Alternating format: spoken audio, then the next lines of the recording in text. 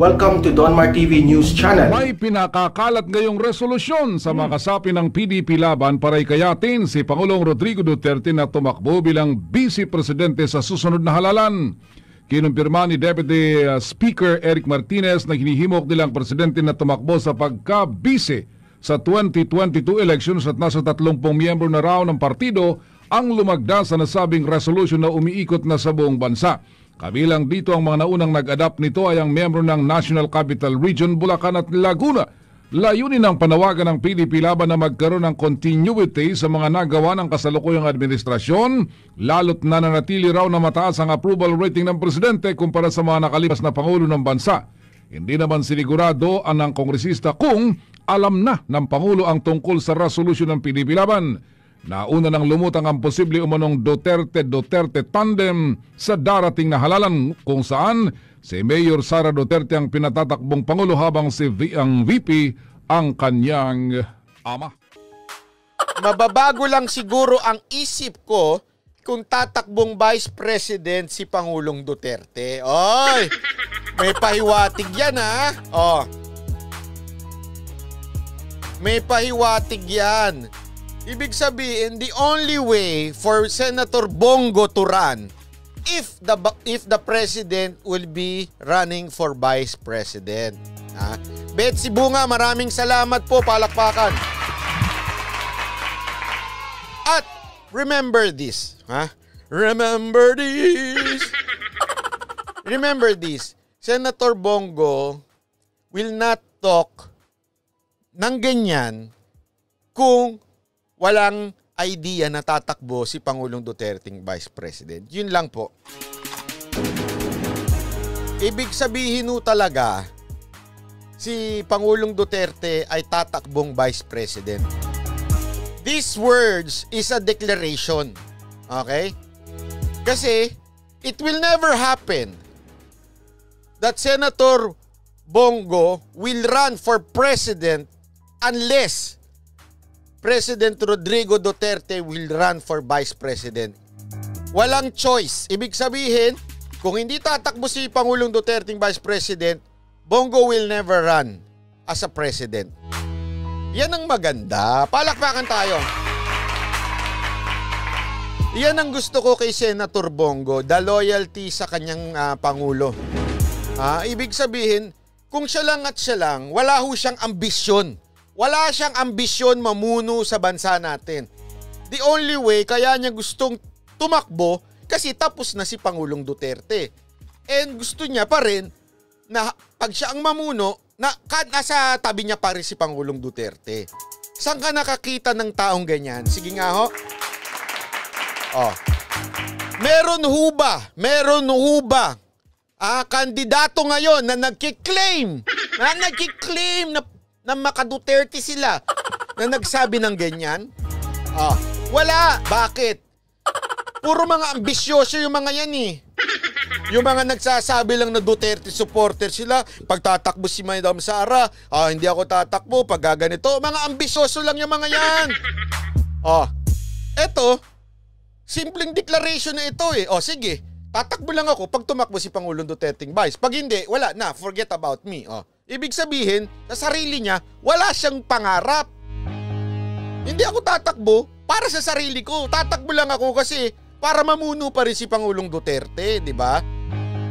Yan ang gusto ko talaga kay Senator Bongo. Kasi honestly, tayo naman lahat we really want a continuity kay Pangulong Duterte. As a matter of fact, kung pwede nga kung pwede lang, wag nang mag-eleksyon Pandemya naman Pag-revolusyon na lang joke lang. Kaya lang hindi nasa batas yan, wala tayong magagawa. 'Di ba?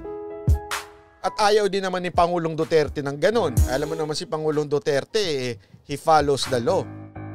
Okay? Pero I think lang naman, sa isip ko lang naman. Si Pangulong Duterte, sinasabi lang niyang yung sinabi ni Spokes Roque na presidente na ako, ba't tatakbo pa ako ng vice? Magbabago yan pagka naisip niya na, Mr. President, disaster ang susunod na Pangulo. Napaka-importante ng 2022. Honestly Now, importante yung presidente. Sa pandemya tayo eh. Pero isipin mo, 2021 na ngayon. Okay? October is nandyan na yung mga sino yung tatakbo.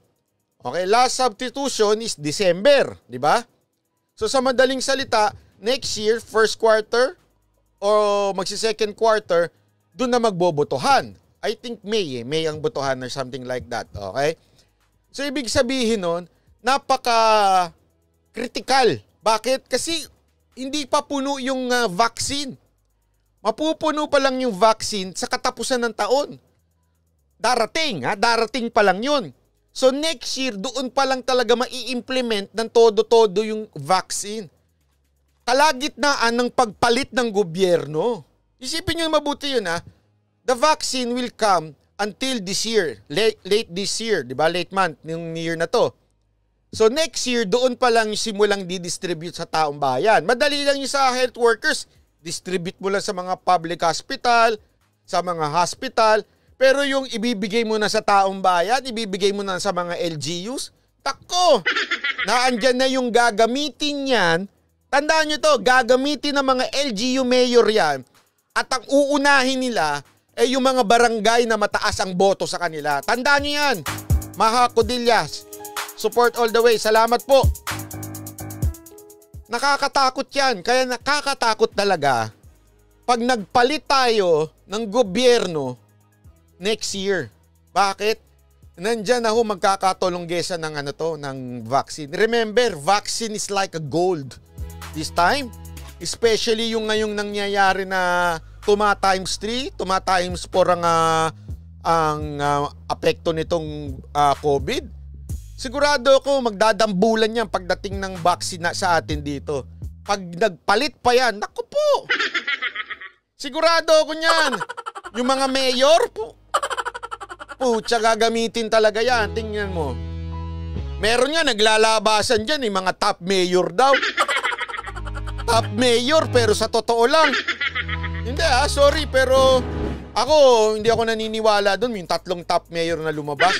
Ito, to be honest sabi nga nila, dilawan daw si Vico Soto. Pero sa totoo lang, doon sa top 3 mayor, baka kay Vico Soto pa ako medyo naniniwalang top Doon sa dalawa, malabo yun.